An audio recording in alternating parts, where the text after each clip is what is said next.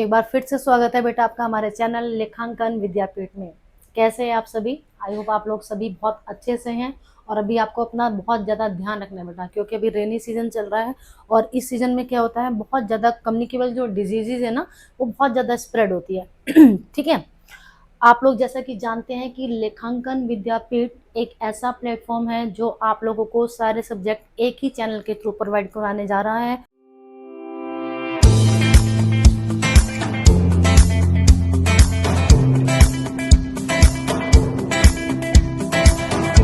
And I am Ritu Sharma, having 18 years of experience in my teaching field.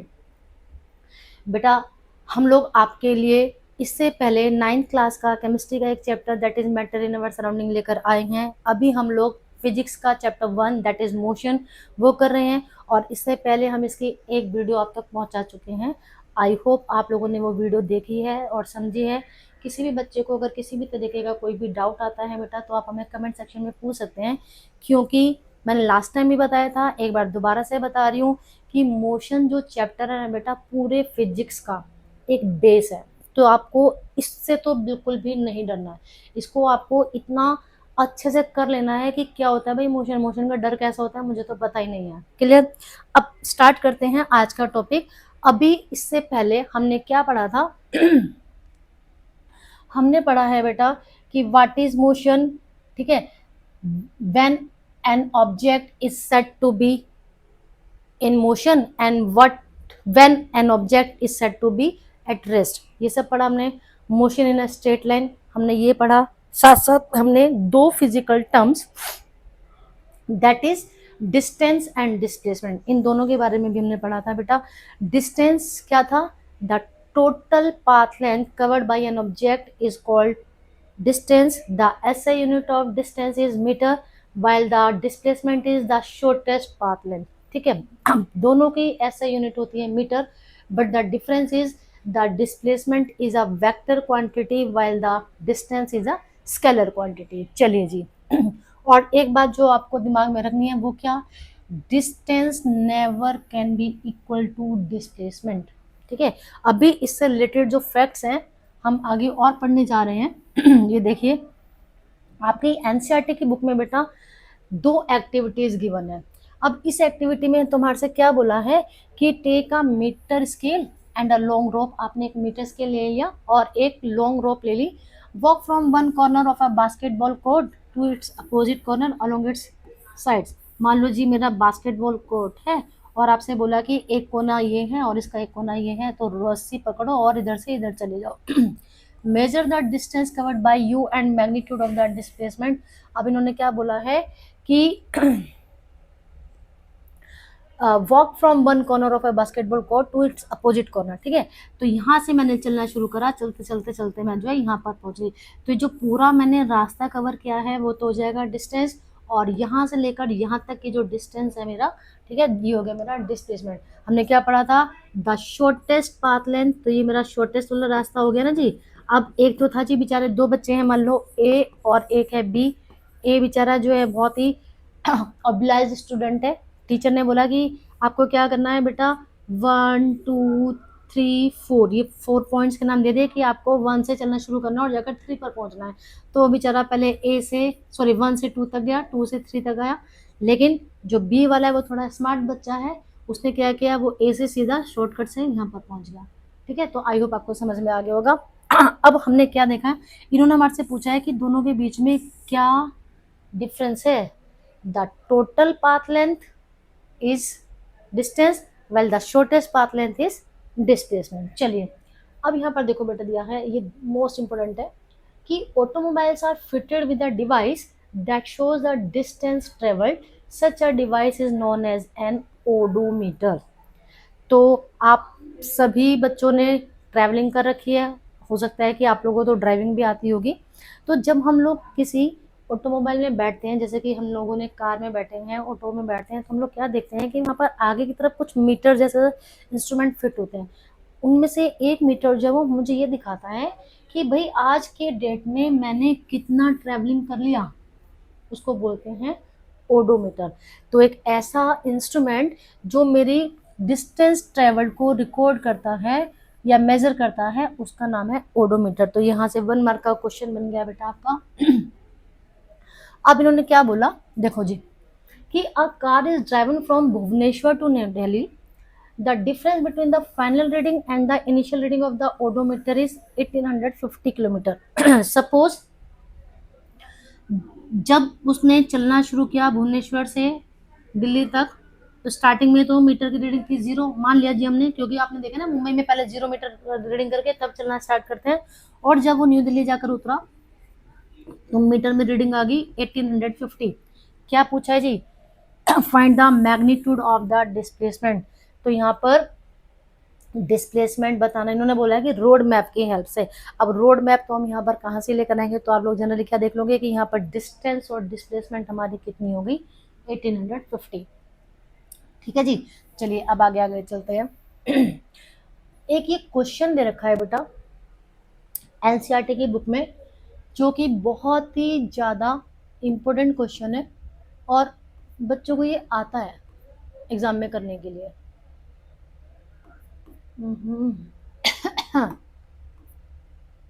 क्या है जिस question में, देखिए, a farmer moves along the boundary of a square field of side 10 metre in 40 second. तो पहले तो आपको question समझना है कि कोई स्क्वायर फील्ड है,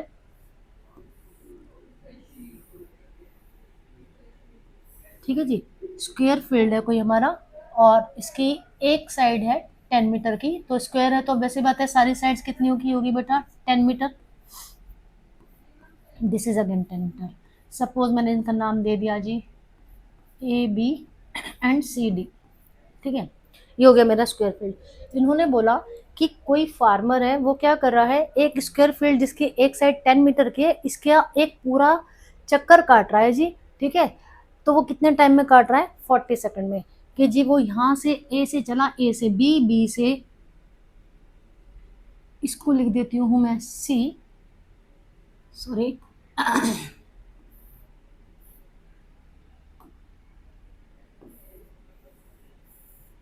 इसको लिख देती हूँ मैं सी, और जबकि इसको लिख देती हूँ मैं डी, ठीक है जी। तो ए से गया बी, बी से गया सी, सी से गया डी, और डी से फिर आ गया वो हमारा वापस ए पर, चक्कर उसका एक पूरा हो गया। तो 10 सेकंड में उसने कवर किया।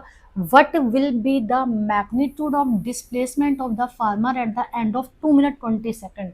अब उन्होंने बोला है from his initial position. Initial का मतलब है कि भाई वो स्टार्टिंग में जहाँ था, स्टार्टिंग में वो कहाँ था, इस ए पर, एक इसकी बाउंड्री के चारों तरफ वो चक्कर लगाता है, 40 सेकंड में वो एक चक्कर लगा रहा है। तो हमारे से पूछा है 2 मिनट 20 सेकंड के बाद उसका डिस्प्लेसमेंट बताओ अपनी इनिशियल पोजीशन से। तो सबसे पहले तो बेटा हमें पहले ये पता लगाना पड़ेगा कि जी वो 2 मिनट 20 सेकंड के बाद पहुंचा कहाँ है ना। तो उसके निकालने के लिए पहले मैं निकालती हूँ कि वो चक्कर कितने काटता है। तो चक्कर उसने कितने काटे, ये देखिए 40 सेकंड में उसने चक्कर लगाए। इन 40 सेकंड ही कवर्स 1 राउंड, एक चक्कर लगा रहा है, ठीक है जी। तो आप लोग प्राइमरी क्लासेस में सीख कर आए ना, पहले हम 1 का निकालते हैं। अब 2 मिनट 20 सेकंड कितने हो गए जी, 2 मिनट मतलब कि 2 into 60 plus 20 that is 140 second. तो अब हमारे पास कितने का पूछा है, इन 140 सेकंड्स वो कितने चक्कर कवर कर रहा है जी, हमारे से ये पूछा है।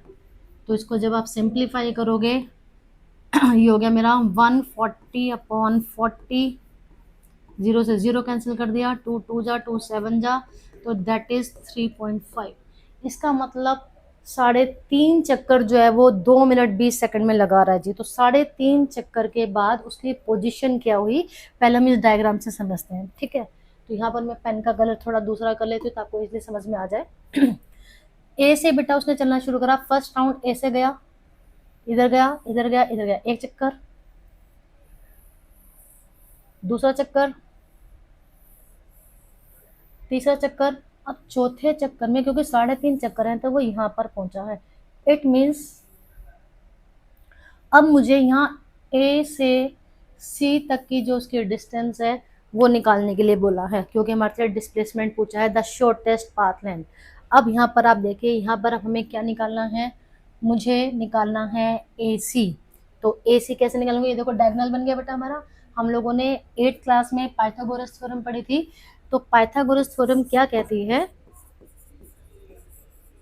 अकॉर्डिंग टू पाइथागोरस थ्योरम, जो हमारा डायगोनल है या ट्रायंगल में आपने देखा था कि ट्रायंगल में हम लोग क्या निकालते हैं, उसका हाइपोटेनस कैसे निकालते हैं, हाइट का स्क्वायर और उसका बेस का स्क्वायर, है ना। तो ये क्या हो जाएगा हमारा AC square is equal to, मुझे क्योंकि ये निकालना है तो ये किसके इक्विवेलेंट है, इज इक्वल टू AB का स्क्वायर प्लस BC का स्क्वायर। क्लियर हो गया बेटा हमारा। अब ये देखो AC square is equal two plus 10 का स्क्वायर, क्योंकि दोनों चीजें 10 है। तो ये कितना हो गया जी, 100 प्लस 100, इधर लिख लेते हैं। तो AC square is equal to 200। अब आप लोगों को इतना तो मैथ्स आता ही है बेटा कि अब मुझे क्या करना है, ये स्क्वायर का साइन हटाना है। तो क्या मैं निकालूंगी, इसका अंडर रूट निकालूंगी, स्क्वायर रूट निकाल दूंगी मैं। तो therefore AC is equal to, और जब हम इसको सॉल्व करते हैं तो ये हमारे पास आ जाता है 10√2। ठीक है। अब आप चाहो तो सिर्फ आंसर इतना भी लिखकर आ सकते हो, अदरवाइज हम लोगों को √2 की वैल्यू पता है, इंटू 1.414, दैट इज 14.14 मीटर। तो this is the answer. Actual में उस फार्मर का डिस्प्लेसमेंट हो गया हमारा इतना। और ये क्वेश्चन बेटा बहुत ही ज़्यादा इंपॉर्टेंट है, तो आपको फटाफट से नोटबुक निकालो, पेन निकालो और इसको नोट डाउन कर लो। ठीक है, जिसको जहाँ पर भी कोई डाउट आ जाए। अब देखो यहाँ पर हमारा मैथ्स भी काम आ रहा है, क्योंकि फिजिक्स पूरी जो है ना बेटा वो मैथ्स के ऊपर बेस्ड है। तो अगर आपके मैथ्स के फंडामेंटल्स थोड़े से वीक हैं, आपको ये समझ में नहीं आया कुछ भी, तो आप लोग मुझे कमेंट करके बता सकते हैं, मैं आपको पर्सनली बता दूंगी। ठीक है, क्योंकि हमारा कोई भी कॉन्सेप्ट वीक नहीं रहना चाहिए। और अगर कोई भी चीज़ मेरी वीक रह जाती है ना बेटा, ये एक फैक्ट है कि आपकी स्टूडेंट लाइफ में अगर आपका कोई कॉन्सेप्ट वीक रह गया है तो वो throughout the life weak ही रहेगा। तो इसलिए मैं, अब आपको पता है कि CBSE ने अपना पैटर्न बदल लिया है, पेपर का कॉम्पिटेंसी बेस्ड क्वेश्चन जो है 10th क्लास में 50% हो गए हैं। तो आपको 9th से ही बोर्ड्स के एग्जाम की प्रिपरेशन के पॉइंट ऑफ व्यू से पढ़ना है। इसलिए मैं बार बार बोल रही हूँ कि फिजिक्स या कोई भी सब्जेक्ट है आपका, जहाँ पर भी आपको कोई डाउट आता है, आप हमारे से एक बार नहीं, आप 10 बार पूछ सकते हो। ठीक है, हम लोग आप लोगों के लिए ही है बेटा यहाँ पर। ठीक है, हो गया। चलिए अब आगे चलते हैं। अब बात आ जाती है बेटा हमारी,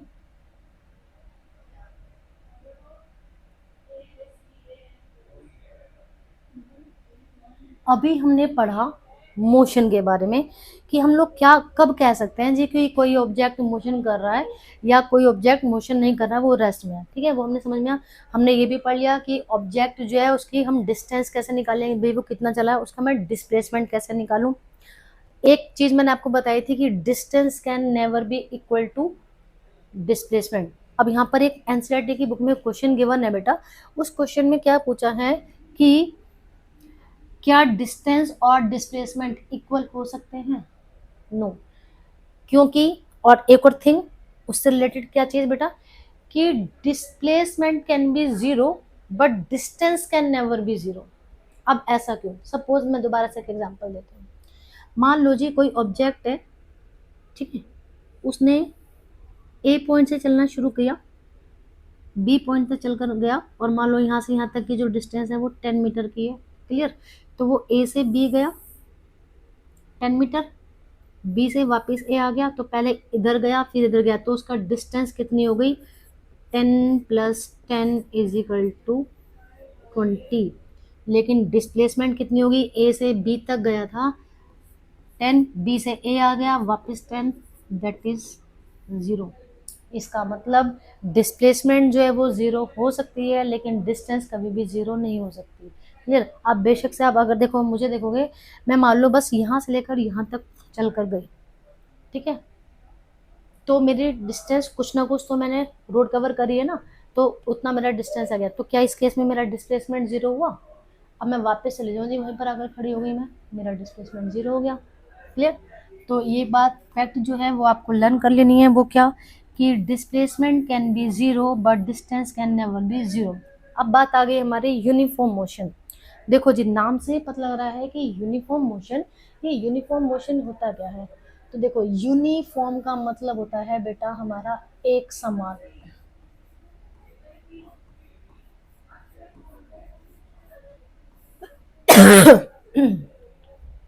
तो पहले हम इसके डिफाइन पढ़ लेते हैं। An object is said to be in uniform motion if it covers equal distances in equal intervals of time, no matter how small these intervals are। अगर कोई ऑब्जेक्ट इक्वल डिस्टेंसेस कवर कर रहा है, कब? इन equal interval of time में, तो मैं बोलूंगी कि जो मेरा ऑब्जेक्ट है वो यूनिफॉर्म मोशन शो कर रहा है। एग्जाम्पल देखो, देखा कुछ एग्जाम्पल्स दे रखे हैं, या फिर मैं आपको एग्जाम्पल जो है वो थोड़ा सा यहाँ पर बनाकर दिखा देती हूँ, आपको इजीली समझ में आ जाएगा। सपोज मेरे पास ये मैंने दो कॉलम बनाए बेटा, यहाँ पर मैं डिस्टेंस लिख रही हूँ उसका, और यहाँ पर लिख रही हूँ टाइम। कोई ऑब्जेक्ट है मेरे पास, मान लीजिए कोई कार है, ठीक है जी।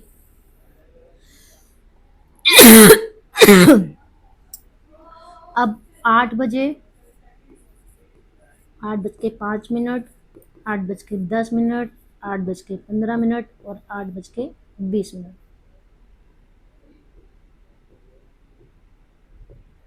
ठीक है, तो हमने क्या देखा, हम सपोज कर लेते हैं कि ये जो कार चलाने वाला ड्राइवर था, इसके बराबर में ही कोई और पर्सन बैठा हुआ है, मोनू और सोनू दोनों बैठे हैं।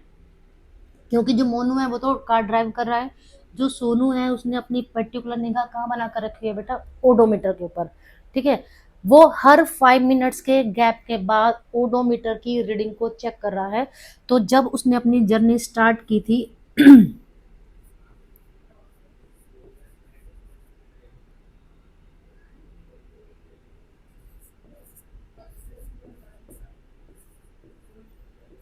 ठीक है, तो क्या चेक किया सोनू ने कि 8 बजे तो ओडोमीटर की रीडिंग 0 थी, क्योंकि जस्ट अभी स्टार्ट किए है। लेकिन 8:05 पे जब उसने चेक किया तो ओडोमीटर में रीडिंग आ गई 15 किलोमीटर, सपोज कर लिया हमने। ठीक है, अब फिर उसने दोबारा 5 मिनट्स के गैप के बाद 8:10 पे चेक किया तो रीडिंग कितनी आ गई, 30 किलोमीटर। 8:15 पे चेक किया, रीडिंग आ गई 45 किलोमीटर। 8:20 पर चेक किया तो रीडिंग आ गई 60। तो अब आप देखो कि क्या आपको इस टेबल में टाइम के अंदर कोई सिमिलरिटी नजर आ रही है। बहुत केयरफुली चेक करना है बेटा। देखो, हम क्या देख रहे हैं, टाइम में 5-5 मिनट का गैप आ रहा है। पहले 8 बजे थे, 8:05 हो गया, 8:10 हो गया, है ना। तो टाइम में कितने का गैप आ रहा है, 5-5 मिनट्स का। जबकि अगर मैं उसके द्वारा कवर डिस्टेंस को चेक करूं, कवर डिस्टेंस में कोई सिमिलरिटी आ रही है, यस। पहले 0 था, 15 का गैप, 15 के बाद 30, 15 का गैप, 15 का गैप, 15 का gap. It means her 5 minute में वो क्या कर रहा है बेटा, 15 किलोमीटर की डिस्टेंस जो है वो कवर कर ले रहा है। इसका मतलब यही अभी हमने इसमें पढ़ा था डिफाइन में, कि an object is said to be in uniform motion if it covers equal distances in equal intervals of time, no matter how small these intervals are. अगर कोई ऑब्जेक्ट इक्वल डिस्टेंस कब कवर कर रहा है, equal interval of time में, तो हम बोलेंगे कि वो ऑब्जेक्ट मोशन तो कर रहा है, लेकिन इसका मोशन कैसा है, वो यूनिफॉर्म मोशन है। यहाँ पर कुछ और एग्जांपल्स दे रखे हैं। आई होप आपको समझ में आ गया है। देखिए बेटे, यहाँ पे कुछ जो एग्जांपल दे रखे हैं, एक बार उनको दोबारा से कंसीडर करते हैं। वो क्या, कार वाला तो भी हमने पढ़ लिया। The hands of a clock they cover equal angles in equal time. अब देखो जी, जो घड़ी है, घड़ी की जो सुइयां होती है ना बेटा, वो जिस भी नंबर पे जा रहे हैं, चाहे वो हम सेकंड्स वाली सुई को कंसीडर कर रहे हैं, चाहे हम मिनट्स वाली सुई को कंसीडर कर रहे हैं, चाहे हम आर वाली सुई को कंसीडर कर रहे हैं, वो क्या करती हैं कि वो इक्वल एंगल, मतलब कि इक्वल डिस्टेंस जो है वो इक्वल इंटरवल ऑफ टाइम में कवर कर रही हैं। अब देखो, यहाँ पर एक की पॉइंट दिया है कि speed and direction remain constant. अभी हम आगे पढ़ेंगे स्पीड के बारे में, कि स्पीड एक न्यू कॉन्सेप्ट आएगा अभी हमारे पास। ठीक है, तो अभी तक जो हमने पढ़ा बेटा कि यूनिफॉर्म मोशन, अब इसके अलावा दूसरा क्या जाता है हमारा, नॉन यूनिफॉर्म मोशन। अब नॉन यूनिफॉर्म मोशन और यूनिफॉर्म मोशन में आता है डिफरेंस करने के लिए, तो वो क्या होगा बेटा? नॉन यूनिफॉर्म मोशन हमारा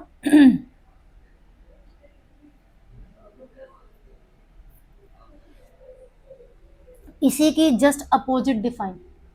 यूनिफॉर्म मोशन में क्या था कि an object is said to be in uniform motion if it covers equal distance in equal interval of time. वहां पर हो जाएगा an object is said to be in non uniform motion when it covers, it does not cover, it does not cover equal distance in equal interval of time. अगर वो equal distance equal interval of time में cover नहीं कर रहा है तो उसका motion हो गया हमारा नॉन यूनिफॉर्म। अब दोबारा से देखो जी, टाइम पीरियड मेरा वही है। अब मान लो मैं 10-10 का गैप लेकर देख रही हूँ, ठीक है, लेकिन जो कवर डिस्टेंस थी वो आ रही है ये।